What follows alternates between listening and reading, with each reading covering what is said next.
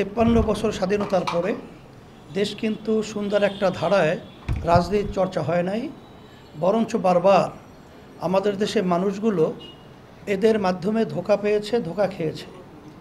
এর একটা পরিবর্তন জুলাই আগস্টের গণ অভ্যুত্থানের মাধ্যমে আপনারা দেখেছেন যে বাংলাদেশের জনগণ এবং ছাত্র এবং আমাদের একটা আকাঙ্ক্ষায় দেশ নিয়ে আছে, চিন্তা আছে, তারই একটা বাস্তবতা হিসেবে আজকে আমাদের বিভিন্ন চিন্তা কার্যক্রমের সাথে আমাদের এনসিপির চিন্তা কার্যক্রম অনেকটাই মাঠে ময়দানে সর্বত্র একাকার। আলহামদুলিল্লাহ আজকে আমরা আলোচনা করতে পেরেছি, আমাদের মনোবল আরও বেড়েছে। সামনে ধারাবাহিকভাবে আলোচনা চলতে থাকবে। আশা করি যে এই ফ্যাসিস্ট যে হাজার হাজার মায়ের কোল খালি করেছে, সন্তান হারা করেছে, আমাদের দেশের টাকা পাচার করেছে, এদের বিচার দলগত সহ আগে হবে, তারপর আমরা নির্বাচনের চিন্তা আমাদের মাথায়, তারপর নির্বাচন আমরা চাই, সংস্কার প্রয়োজনীয় হবে, তারপর জাতীয় নির্বাচন। এর আগে আপনারা জানেন যদি ফ্যাসিস্ট সহ তারা যে আচরণগুলো করেছে এবং তারাদের সুর মিলিয়ে যারা নাকি বারবার নির্বাচনের কথা বলছে, আমরা তো আলোচনা পর্যালোচনা করলে দেখি যে সেই 53 বছরের যে ইতিহাস বাংলাদেশে আবারও পুনরাবৃত্তি হবে। নতুন আমরা যে চেয়েছিলাম বা চাইতেছি এটা হবে না। এর জন্য আপনাদের সকলকে ধন্যবাদ জানাচ্ছি। আর আমরা ইসলাম দেশ মানবতার কল্যাণের পক্ষে আমরা যেন সব একাকার হয়ে কাজ করতে পারি, আপনাদের সহযোগিতা এবং আপনাদের দোয়া এবং আপনাদের সকলকে নিয়ে একাত্রে আমরা কাজ করব, এই আশা আকাঙ্ক্ষা ব্যক্ত করে আজকের এখানে আলোচনা শেষ করছি। আপনাদের সকলকে ধন্যবাদ জানাচ্ছি। 7, আওয়ামী ফ্যাসিবাদ বিরোধী শক্তিগুলো একে অপরের বিরুদ্ধে আঘাত করে কথা না বলা। 8, আগামীতে যাতে আওয়ামী লীগের মতো আর কোনো ফ্যাসিবাদী শক্তি ক্ষমতায় আসতে না পারে সে ব্যাপারে ঐক্যবদ্ধ থাকা। 9, দেশের স্থায়ী শান্তি ও মানুষের মুক্তির লক্ষ্যে পর্যায়ক্রমে সংবিধানে বিদ্যমান শরিয়া বিরোধী আইন বাতিল এবং ইসলামসহ সকল ধর্মের প্রতি অবমাননাকর বক্তব্য পরিহার করা। কারো ধর্মীয় অনুভূতিতে আঘাত করে কোনো কথা বা বক্তব্য না দেয়া। 10, প্রশাসনে এখনও বিদ্যমান আওয়ামী ফ্যাসিবাদের দোসরদের দ্রুত অপসারণ করা। 11, রাজনৈতিক স্থিতিশীলতা, কার্যকরী সংসদ ও জনমতের সঠিক প্রতিফলনের লক্ষ্যে জাতীয় সংসদ নির্বাচনে সংখ্যানুপাতিক নির্বাচন পিআর পদ্ধতি চালুর লক্ষ্যে ব্যাপক কার্যক্রম গ্রহণ করা।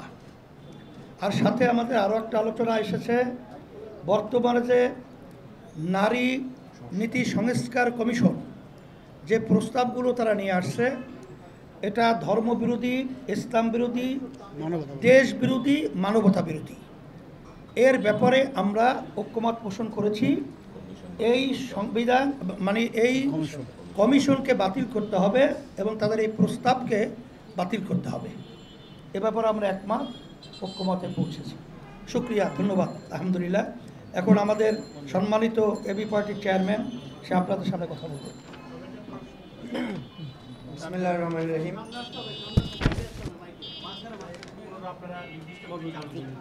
এটা তো আমরা বারবার বলেছি যে প্রয়োজনীয় সংস্কার শেষে যৌক্তিক সময়ের ভিতরে নির্বাচনের ব্যবস্থা। এখন কতদিন লাগবে এটা তো আর আমাদের কাছে কোনো টাইম নির্ধারণ করা নাই, এটা আমরা কিভাবে বলবো। তবে যৌক্তিক সময় বেশি কালক্ষেপণ না করা। আরেকটা প্রশ্ন ছিল, স্থানীয় নির্বাচন দিয়ে পরীক্ষা দাও পারবে কিনা, জামাত সহ অন্যান্য বিএনপি কিংবা জামাতের সাথে আপনারা আসলে বলবেন কিনা এই ধরনের আলোচনা?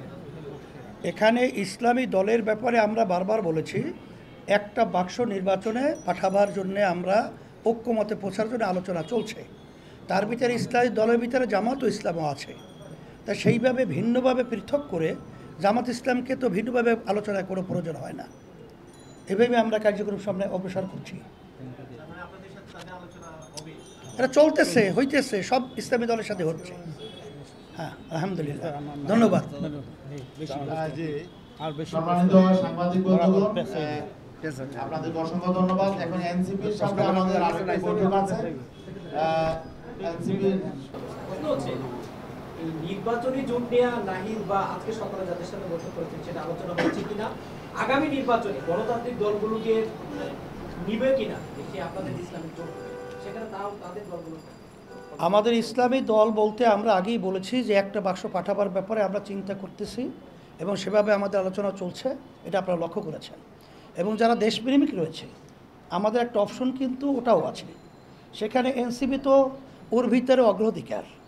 এটা তো আমরা আশাবাদী যে আমরা একাকার হয়েই দেশ গড়ার ব্যাপারে আমরা কাজ করব, এটা আমাদের চিন্তা আছে।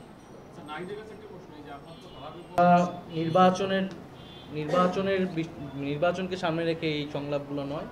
একটা তো হচ্ছে একটা নতুন রাজনৈতিক দল হিসেবে ফ্যাসিবাদ বিরোধী যে রাজনৈতিক দলগুলো রয়েছে তাদের সাথে একটা আনুষ্ঠানিক বৈঠক করা, এটা আমাদের একটা দায়িত্ব, সেইটা একটা উদ্দেশ্য। আরেকটা হচ্ছে এই জুলাই গণঅভ্যুত্থানের পরে জনগণের যে আকাঙ্ক্ষা প্রত্যাশা তৈরি হয়েছে, মানুষকে সেই আস্থার জায়গা, সেই আশ্বস্তির জায়গা দেওয়া, যে বিচার এবং সংস্কার যে হবে এবং সেটার জন্য যে রাজনৈতিক দলগুলোরও সদিচ্ছা রয়েছে, আমরাও ঐক্যবদ্ধ আছি, সে বিষয়টাই মানুষের সামনে উপস্থাপন করা।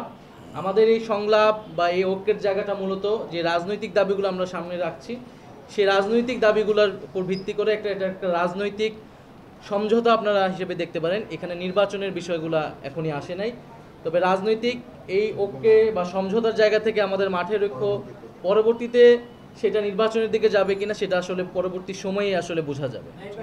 সময় বলে দেবে। সরকার দুদিন আগে সত্য